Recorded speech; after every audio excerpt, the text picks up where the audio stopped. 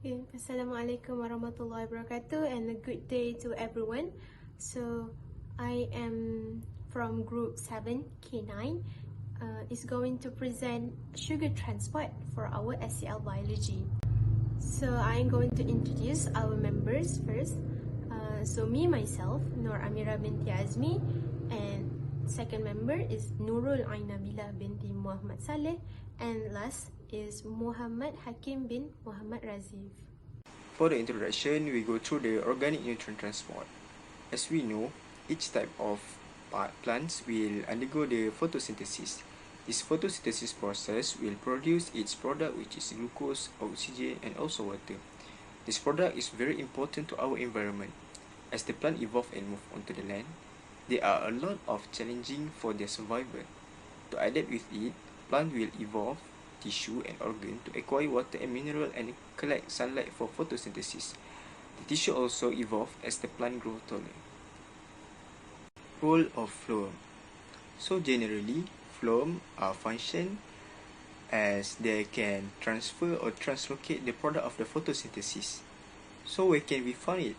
So we can find it at the external to the xylem in vascular tissue. This phloem sap does not move exclusively downward or upward. So this phloem can travel in any direction, but the direction have their beginning and also the end. The beginning of their direction are called source, and also the end are called sink. The sink are located at the shoot or at the root, and the source are likely located at the middle of the plant. So for your information, these liquid travel in phloem are mostly water and sucrose. So, how does phloem sap move from source to sink? Before we move to the process on how the pressure flow model works, we have to know the structure of xylem and phloem. Firstly, xylem tissue are the tubular-shaped structure with the absence of cross walls, while phloem tissue are tubular-shaped, elongated structures with the presence of walls with thin sieve tubes. The sieve tubes is located the end walls of this plant exhibit sieve-like pores. So the function is to maintain cells and transporting dissolved substance such as sugar and amino acids. To more detail on these two tissues, Amira will explain it. Assalamualaikum warahmatullahi wabarakatuh and hello everyone. So I am Nur Amira binti Azmi. The third student of this group is going to explain about the pressure flow model. Before we get into that, firstly, I want to talk about the differences between xylem and also the phloem.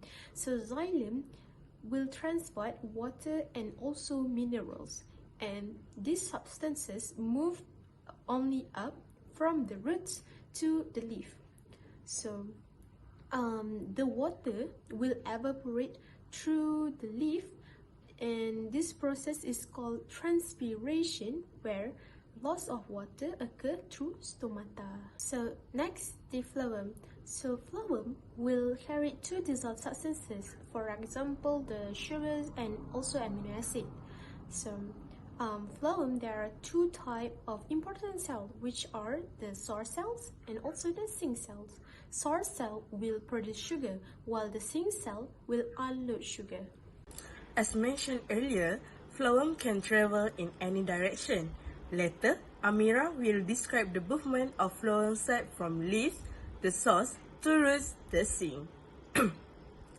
Photosynthesizing leaf makes sugar, and that sugar is actively transported from cell into the tubes.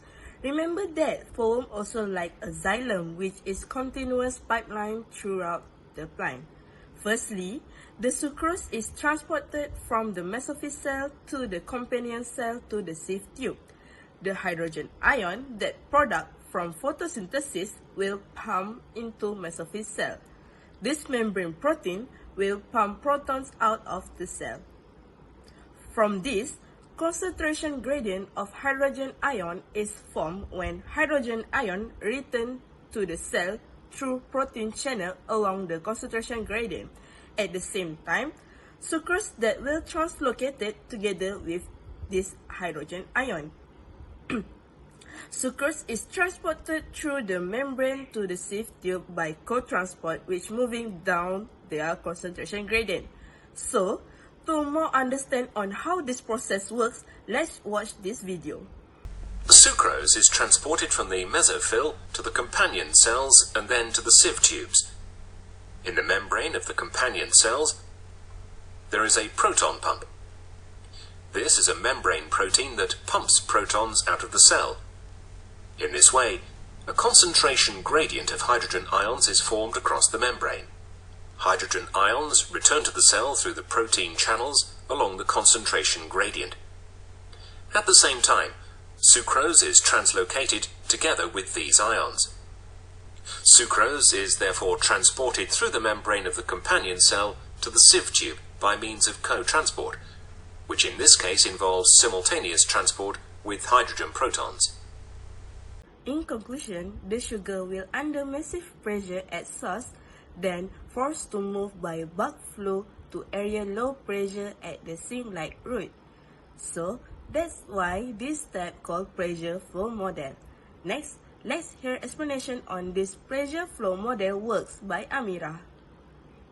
Now, we will move on to the pressure flow model of phloem transport. So, firstly, on the left side of first picture, fluid in the phloem can move in any direction, whether it's up or down, depending on the concentration of solute in the phloem. So, the source cell where the sugar is produced, the sugar will enter the phloem. Other than the leaf as the source can be from the storage root or stems, such as the potatoes and the carrots. So the sugar from the phloem will be unloaded at the sink cell. Sink cells can be found throughout the plant, but is abundant at the roots, shoot, and also developing fruits. So now we'll move on. When the sucrose concentration increases, the water from xylem or any surrounding tissue will be moved to the sieve tube by osmosis. This causes the turgor pressure in the phloem will increase, hence the sugar solution in the sieve tube will move to a lower pressure region such as the roots. Lastly, when the sugar arrives at the roots, it will be transported out from the sieve tube to the root cells. The sucrose will be used for cellular respiration or any other metabolic processes. So the water in the phloem will move out to a higher concentration gradient, which is in the picture is the xylem.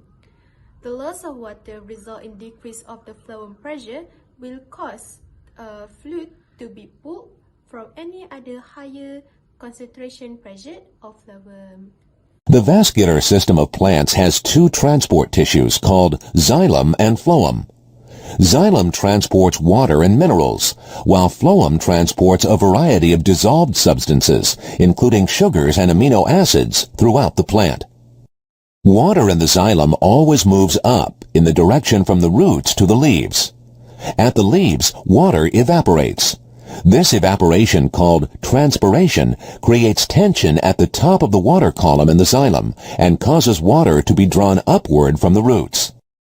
Unlike in the xylem, the solution in the phloem can flow up or down the plant. The direction depends on the concentration of solutes in the phloem. A model called the pressure flow model describes how sucrose concentrations determine the direction of the flow. Two types of cells, source cells and sink cells, play roles in the transport of solutions in the phloem. Source cells produce sucrose and load it into the phloem. Source cells are typically photosynthetic leaf cells, but they can also be other cell types. For example, root cells with large stores of carbohydrates can act as source cells by releasing these carbohydrates into the phloem. Sink cells are any cells that unload sucrose from the phloem. Sink cells are found throughout the plant, but are abundant in roots or developing fruits and shoot tips. Sink cells typically cannot meet their own needs for carbohydrates and must import them from the phloem. The fluid begins to flow when source cells pump sucrose into the phloem. As the concentration of sucrose in the phloem increases, water enters the sieve tubes by osmosis. The water enters from any surrounding tissues, such as the xylem, that have lower solute concentrations than the phloem. As water flows into the sieve tubes, the turgor pressure within the sieve tubes increases. This pressure forces the sugar solution through the sieve tubes to regions of lower pressure. The solution passes by sink cells, and these cells take up sucrose. As the sucrose concentration decreases, water flows by osmosis out of the phloem to regions of higher solute concentrations. The loss of water, in turn, decreases the pressure in the phloem and pulls fluid from other, higher pressure regions of the phloem. Next is about aphids. Aphids is a pest in the garden with needle-like mouthpart caused by a high pressure of sucrose in the phloem. It can penetrate of the phloem and tap on the sieve tube. So basically, the high pressure of sucrose is forced through aphid's digestive tract very quickly, resulting in a droplet of sucrose solution on the rear end called honeydew. And also, scientists take advantage of these aphids to take phloem for analysis. So this is our group acknowledgement and references for our making in the SEL biology. Thank you to all my group members for participating in making this video together. So this is the end of our presentation of group 7K9 SL biology sugar transport, and I think that's all for us. Thank you.